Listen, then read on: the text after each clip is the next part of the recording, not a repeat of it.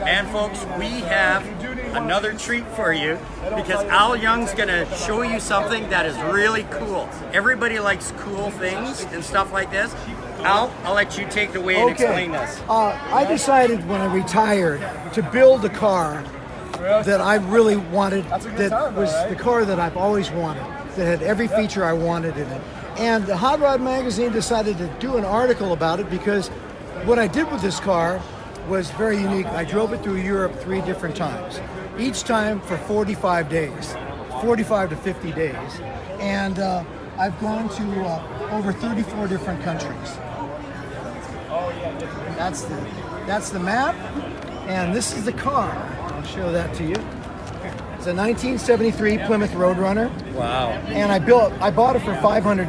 Wow. And I decided to, I taught auto shop for over 38 years, as well as race cars, and I wanted to build the car that I wanted to, the way that I liked it. And I also wanted a car that if it broke down, I could fix it. Yep. So here's the back end of the car, and the flags you see at the back are all the flags of the countries that I visited. And there's 34. Nice. Yeah. We went everywhere from Norway down to Istanbul and to Greece. The car itself, the motor is kind of unique. You'll see this. Everything's redundant in this car. There's a switch to switch I have 2 MSDs, 2 coils, and 2 ignition systems, as well as 2 electrical systems. Because I didn't want to be stranded in Bulgaria trying to put the hood up, trying to figure out what's That's for sure. So I made it like an airplane. Yep. And I made the insides comfortable, air conditioning. My wife said I've got to be comfortable in the car, so I got the Chrysler Crossfire seats in there, 6-way heated, electric. And I've driven all over the world in this, all over Europe, and showed it at different car shows. That's me. And this is in Sweden. Nice. And they have the largest car show in the world there. And they gave me the long distance award. Of course, I go to Sweden from Seattle, Washington. Oh, you bet you. And there's the car that I won the world championship in. That's at the Museum of History and Industry. Nice. It retired after 25 years of service, and they put it in the museum. This is the Croatian coast. It means a tourist. Wow, is that ever cool? And Croatia, beautiful place. Here's the inside of the car. As you can see, where I have dual MSDs, dual coils, and dual ignition systems. And if one fails, I'll hit the switch rather than try to figure out what's wrong. Boom, away it goes. This is in Lille, France, at a car show, and I'm right next to a Lamborghini. And you'll notice that everybody's looking at my car rather than a Lamborghini. Nice. And this guy said, the reason why we like your cars is because you guys, when you were kids, during the summer, you can work and you can actually buy a car that would blow the doors off of that Lamborghini. Yes, that's true. We are so lucky in America to be able to hop up our cars and do this. This is, that's... There's a good picture. Yeah, these are Russian girls that we met in Lisbon, Portugal. This is my wife, my lovely wife. Nice. Yes. She doesn't like that other picture. This is kind of giving you extremes. The border guards love this. They just wanted to look at the motor. And then afterwards they go, can you do a burnout? Yeah. Did they ask for pictures with you too? Oh, yes, they did. Yes. They let us take pictures. Yep. This is the contrast. Hailstorm in Bulgaria, Sistine Chapel. Wow. Some of the things that we got the chance to see. This is pictures. Took me that long. I'll see you back home. Okay, thank you, man. This is at Brands Hatch. We're giving an interview at the tower. They let us take a lap at Brands Hatch. This is me trying to drive on the wrong side of the road. Oh yes, that's right. Yes. Oh God. But we had the best spot up there. Everybody that came into the American Speed Fest. Wow. It's an American Speed Fest. All American cars in England. Wow. Because they're fanatical about it. And that's the president of Bardol Europe. This is how you travel when you have a huge American trunk. Yes, a good American trunk. You don't run for the train with the bags and all that exhausted. Exactly. My wife made me make sure that I saw every site in Europe, and this is in Venice. Nice. Very nice. And this is in Norway. This is fjords. This road here, I drove this road. Wow. And drove this. These are all 10% grades. Wow. And there's the road runner. Yes. Eating them up. Nice. No problem for American muscle. Yes. Or an American truck. That's right. Exactly. Oh, yeah. Oh. And here's another shot. Wowzers. Yes. 10% grades. There's a lot of places in America that are as fantastic, but here in Norway, there's no people. Right. So it's just amazing, to be able to do that. The first time I went to Europe, New York Times did an article about the car. Nice. When I got to a car show. And then, so when I came back, Bartle said, would you like to go again? Yeah, of So then the course. second time, Reuters News Service did an article about my Very good. travel. I think I saw the writer's article. It's amazing. Yep. Thank you. Yep. And then we went to this 3 times we've gone to. This is the largest car show in the world. Wow. American car show in the world. 20,000 cars and over 150,000 people. Wow. And this here is this for 2.5 miles.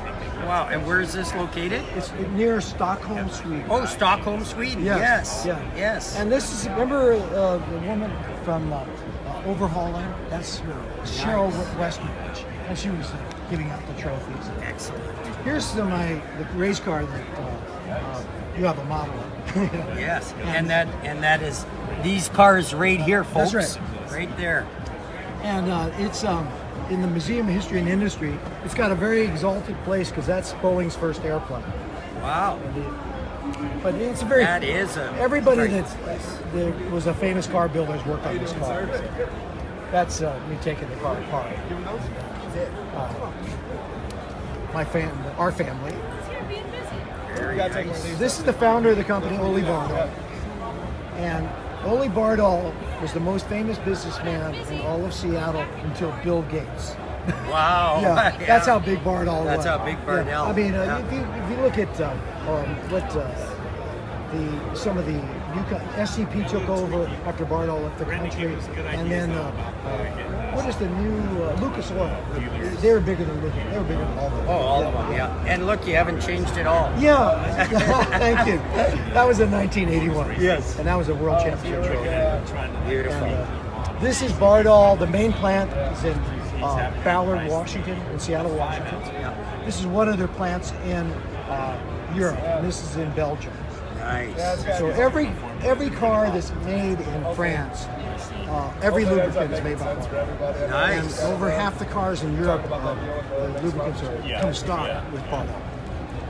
I race this car on the weekends, and I won a national event this year. Nice. Yeah, and I was 40 years apart from the first time I won a national event. So I've been racing for 40 years. Nice. And this is my backup car. And Very this is my street car. Yes. And Beautiful. my son's Barracuda we put on. Oh, Barracuda. With a slant 6, with a turbocharger. Nice. And this is a very famous race where the Ford GTs took on the Ferraris and beat them at 24,000 miles. Hoorah. Bardal sponsored that race. That's how long it was. And Ford beat them. No, beat the hell out of them. 4 Ford GTs, or 3 Ford GTs. This is a car show in Chicago, and this is me last week before I started smoking. I started doing drugs. I was thinking that was before they legalized pot in Canada. That's what you look like. Thank you. Wow, that is just amazing. Hey guys, is there a chance I would be able to get them to autograph 2 or 3 of those that we would put out to all the fans? That if one, the first 3 that ask for them, we'll mail them out to them. Would that be okay? Are there more of these ones? I know we have some of the others. Yeah, we do. We do have some more. And he's. And we'll get a videotape of him signing. We'll get it on live video of him signing them. Oh, that's great. Yeah. Are you the son? No. I put my glasses away. Sorry. You looked almost as good looking as him, so that's why. Okay. Awesome. There's 3 of them. We'll say 2. You need like a Sharpie. I got So, a folks, he's signing these, and you're gonna, if the first 3 people who are big fans of Al Young and big fans of Bardell, I will personally mail these out to you, and you guys will get them. And you can show people the video that he signed these cars right here at SEMA 2018 at the Bardell booth. Yes. Yep. Thank you. So, and don't forget, he won races with this, been around the world with this in cars that he has built. So you know it's something you can depend on. and these are numbered. Oh, and they're numbered cars. So first 3 people, and you got to be fans of his, that ask for one, you guys get them.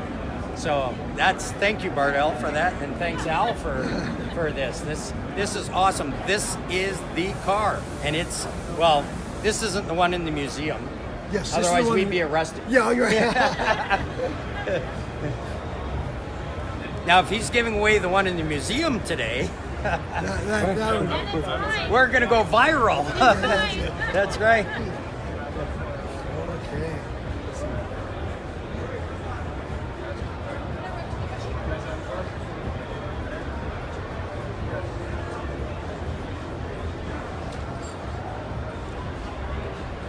These are the SEMA dedicated. Oh, that is fantastic. Now, I wonder, before we go, can you tell them the England story, or is that too private to tell? The England story of over in England and who called you? Oh, that's quite a long story, but I'll try to make it as short Okay, as possible. folks, listen to this story. This is a great story. I was interviewed by a local Fox network a number of times, and we became very good friends. He always interviewed me for a while. And I told him I was going to Brands Hatch for the American Speed Fest in England. And they said, really? Wouldn't it be great if we interviewed you when you were there via phone? And I said, that'd be great.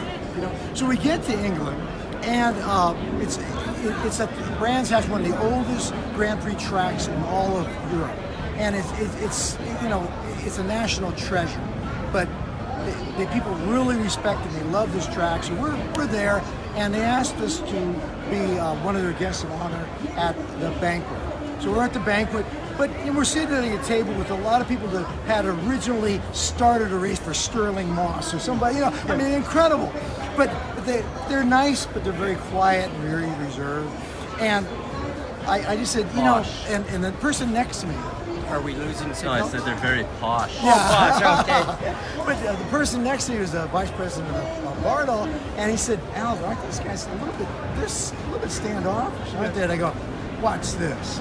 So it was near 8 o'clock, and that was when I was getting the phone call, and I said, excuse me, I know this is very rude, but I'm going to put this here because I'm going to get a phone call at 8 o'clock, and, and it's from Fox Sports Network. I didn't tell them it was a local Fox Sports Network, but so they're sitting there going, Fox Sports Network, there's silence. I go, but don't worry, I won't give you the phone until you have your mouth full of food. They really freaked out for a second. Then they're quiet again. The phone rings on time, and sure enough, it's the people from Fox Sports Network, Everett, Washington. Anyway, they said, Al, I hate to burst your bubble, but you are not the first racer that I've ever interviewed from Brands Hatch. And I go, really? Well, who was the other one? They go, Mario Andretti. Mario Andretti. So we had him. We were superstars after that. We couldn't make a mistake. Wonderful. So we just had a wonderful time. Thank you so much for that story. I appreciate everything. Thank you for the years of racing and your continued support and racing and everything. And thank you so much for these cars for our fans today. Hey, you take care, my brother, and we will see you soon. Thank you very much. See you, folks.